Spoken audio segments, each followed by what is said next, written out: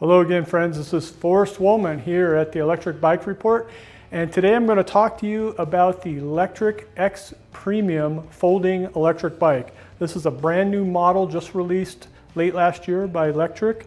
A little bit bigger than other electric bikes you might have seen. This bike has two batteries, can supposedly go 100 miles, has a mid-drive motor, which is new for Lectric also, and is rated to carry a capacity of up to 330 pounds. So stay tuned here and we'll go over some more of the details about the Lectric XPremium folding electric bike.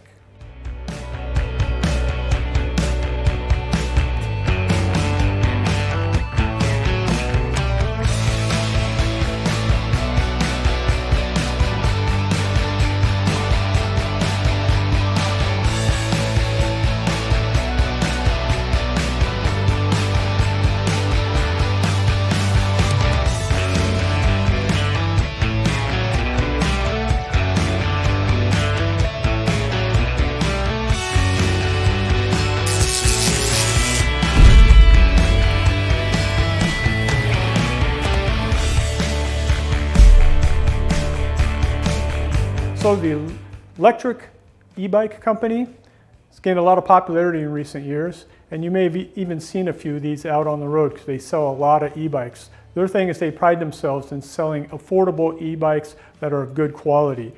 And so this is a bigger bike than what they normally make. Their other bikes usually go about 50 miles, so they decided, hey, let's make one that can go 100 miles. What do we got to do? So there's some new features in here that they're trying out, and we're pretty impressed. First, there's the two batteries that they have. Most of the bikes that they make only have one battery, so that's a new part of the design. The other thing is the frame that they're building off of. This is not a frame of another bike or one that they just changed a little bit to accommodate. No, this one was created from scratch. They're also using a mid-drive motor. Mid-drive motors are more efficient when it comes to energy that they consume, even though they require a little bit more pedaling. And also the 18 amp controller, the thing that communicates between the motor and the battery for energy consumption. That's a new design also. So some new features on here, also with the frame that they built here, 330 pound capacity, 55 of which can go back here on the rear rack. So some unique new designs here, some new features that they're trying out for the first time. And we were real excited to get this bike in here. And next up, we'll talk about some of the key specs. All right, some key specs on the Lectric XPremium folding electric bike. You heard me say earlier about how the range on this is supposed to be 100 miles. And a lot of it has to do with the way they have this bike designed. You can see you've got the integrated battery here in the frame here, and you've got the secondary battery back here. Both of them are 10.4 amp hours, and what Lectric found is that by having both batteries work together, you can increase the amount of voltage that's being pumped from the batteries to the motor, and there's a level of efficiency with having that higher voltage, because normally with e-bikes that have one battery, as the battery starts to wear down, the voltage goes down and the bike becomes less efficient and actually uses power more quickly. So if you've got experience riding an e-bike and you see the gauge for the battery seems to drop down quicker as the battery gets closer to 0%, that's because the voltage is dropping. So it's a unique solution that they found with this. And one of the ways that helps make that possible is by incorporating a mid-drive motor. Now, one of the reasons why they go with a mid-drive motor is because for it to be effective, you got to pedal. You can't just sit on it and throttle it all day, because it's really defeating the purpose of what the mid-drive motor is about. Mid-drives tend to be really popular for people who know they're going to be pedaling and are playing an active role with the operation of their electric bike. Another important thing that's new that they designed is this frame. Now the frame is a little bit larger than any electric bike frame that you might see out on the market, and that's because they needed to accommodate the two batteries, and they needed to accommodate the mid-drive motor, and they needed to accommodate the 330 pound capacity that this bike is rated for. So this is a lot of new stuff that they put into here, which is pretty impressive, and we were really excited to test this out. Some other great features this bike has: instead of mechanical brakes, it has hydraulic brakes. It's got the dual piston calipers and 160 millimeter rotors, and those are riding on 20-inch by 4-inch wheels that, as you can tell here, have some knobbies on them. So these tires are good, give you good handling, good traction wherever you take it, whether it's going to be on the pavement or on gravel or on dirt roads. Suspension's provided via the front fork, and it's 80 millimeters of wheel travel. It's a coil spring suspension. So worked good with the testing that we did here. It's got a hydraulic lockout, so if you want to keep the fork rigid, maybe you're pedaling uphill, you can do that. And it's got integrated lights in the system too. So all in all, it was a really good package that they have here. And in a couple of minutes, I'm going to show you how this bike folds up. Basically, it's 42 inches in length when it's folded, by 22 inches wide by 32 inches high. And so those are numbers to think about because of those are dimensions you're working with, a trunk of a car or a compartment in an RV or something like that. Those would be important numbers for you to know if this bike's going to fit there. So enough with the key specs on this bike. Next up, we're going to talk about folding and unfolding this bike. So we're going to give a brief demonstration to show how easy it is to unfold the Lectric XPremium bike. I've got a little bit of a shoulder injury I'm recovering from right now, so my friend Griffin here is going to do the folding and I'll do the explaining. So the first part you want to go to is the stem where the handlebar is, and you've got a release button and then a lever you pull down, and as you can see it just drops right down, right where it needs to go. Next up is the pedal. It's spring loaded, so you push in on it and then you fold it upward like that. Provide a little bit more space for storage capability. And then finally is the main clamp on the frame.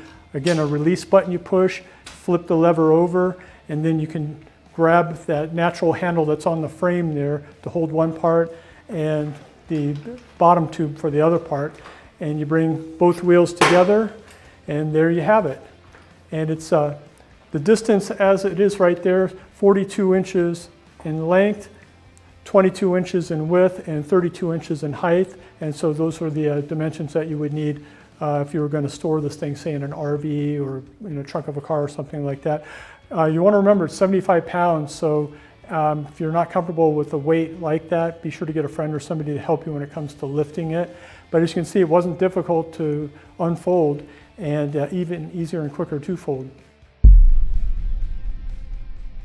So now I want to talk to you about our brake test, which here at the Electric Bike Report, we think is probably one of the most important tests we do on a bike because it really ultimately has to do with safety.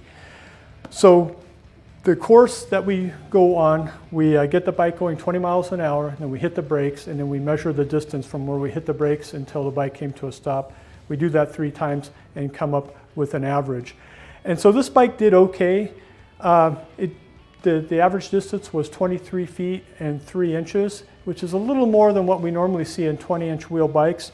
But this bike is 75 pounds, so it's a little bit heavier than most 20-inch wheel bikes that we test. So that probably has something to do with it. Fortunately, this has a hydraulic brake system on it, dual port calipers, 160 millimeter rotors. So good, reliable brake system. And like I said, it passed our brake test. Maybe moving forward, maybe Lectric will try putting 180 millimeter rotors on the front. I'm sure that will help with the braking a little bit more. But for now, the brakes that are on here worked good and we were happy with the results. Now I'd like to talk to you about our circuit test that we did with this bike. The circuit test is designed to measure the engagement between the motor and the pedaling, to really give us a sense of how much work is the motor doing and how much work we need to do with the pedaling. And so this bike, we were pretty happy with the results on it. The circuit test where we ride this, it's a 1 mile loop and we do 6 laps. The first lap is just pedaling without any motor. And then each lap after that, we go up 1 level with the power assistance, the PAS. So this bike, because it's 75 pounds, wasn't an extraordinarily fun bike to pedal around the course. We averaged 11.8 miles per hour. Things started to pick up though once we started to get the pedal assistance engaged. PAS 1 helped a little bit, but not completely. PAS 2, we started to feel a consistent engagement. For me personally, I felt PAS3 was probably the one I would use most of the time. One, because I was getting a good ride out of it, but two, I like to go more miles without having to recharge the batteries. But of course, you might be different. When you get up to PAS4 and 5, you're going a little bit faster, a couple miles per hour faster each time. It's a matter of choice. You get at PAS5 and definitely going to use up that battery quicker. But I think one of the things that really help with this, it's with the mid-drive motor, is the fact that we have a torque sensor on it. And so at those times when you're putting more pressure down on the pedal, the torque sensor knows to give more power to help you out so you're not working as hard, because other e-bikes have cadence sensors and it's measuring just revolutions of the pedal, and that's not really helping when you're getting on those tough areas. I think also the gearing really helped too, because the gearing arrangement they set up, when you're pedaling in low gear, you're not like over pedaling, and when you're pedaling in high gear, it's not like you're feeling like, oh wow, I'm really having to work at this. So they found a really good balance when it came to matching all this up together. And so end result, we were really happy with the circuit test results with this bike. So a couple of minutes ago, you heard me mention that this bike is designed to travel 100 miles on a single charge. And you might have thought to yourself, wait a minute, 100 miles, is that real? So that's why we do the range test here. There's two parts of the range test. The first part is we want to see how far this bike can go on the battery power that it has using the minimum engagement of pedal assistance. In this case is minimum pedal assistance level number 1. So sure enough, on our test, our rider got 108 miles out of this thing in pedal assistance 1. And we were pretty floored. We're like, wow, this bike did what it said it was supposed to do. 108 miles, amazing. For the maximum pedal assistance 5, we got 50 miles out of this bike. 50 miles in the maximum setting, going at top speed, providing minimal pedal to the bike. That's another amazing number too, because we haven't seen that with other bikes. So even though this bike's a little bit heavier, this bike can go, I can tell you that for sure. And so we were really happy about that. But if you think about it, this bike is a whole package. Look at it. Not only is it a folding bike, but it's a bike that you can carry cargo on. It's got racks for that. You've got hydraulic brakes. You've got hydraulic suspension. You've got integrated lights. I mean, this is like the everything bike, what you get here. And it's all for under 2,000 bucks. So we're like, whoa, what a great deal, So we were super happy with the range test on that this was a bike that said it could do what it was meant to do. So I'm going to talk to you now about the hill climb test. The hill climb test, it's a test of extremes. It's a very steep hill, and we chose it because we want to see what's the maximum potential an e-bike has in getting its rider up the hill. The hill in question here is called Hellhole Trail. It's 1/3 of a mile long, and it's got an average incline of 12%. And it's a tough hill. If you're riding a regular bicycle, probably you're never going to be able to pedal up this hill by yourself. That's how tough it is. And not all e-bikes make it to the top of this hill.